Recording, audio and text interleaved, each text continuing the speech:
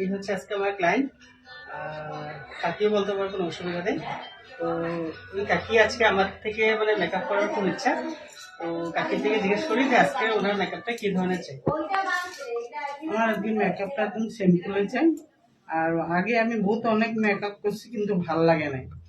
তারপরে সুজিতের থেকে আমি করার ইচ্ছা, মানে সুজিতে অনেক দেখলাম মেকআপ এত সুন্দর করে করে, তার জন্য সুজিতের সামনে আসলাম। মানে প্রবলেমটা হচ্ছে কাকি অনেক জায়গাতে মেকআপ করেছিল, কিন্তু ওনাকে মানে ওনার মন মতন করে কেউ করতে পারেনি।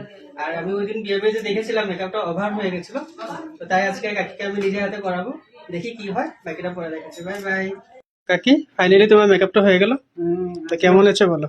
অনেক ভালো লাগছে। আজকে নিজেকে নিজে মনে হয় যে মেকআপটা ভালো হয়েছে। মানে তুমি ফুললি স্যাটিসফাই? হ্যাঁ। Thank you.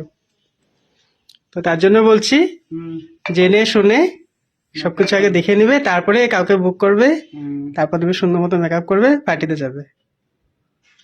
ঠিক আছে, তোমাকে বলবো। আর না, আমাকে না, যাকে বলো না, না, তুমি। তোমাকে বলবো। আজকে মেকআপ আমার ভালো লাগছে, তার জন্য বলছি। মেকআপটা মানে স্মুথ হলে, ন্যাচারাল হলে দেখতে ভালো লাগে, ঠিক না?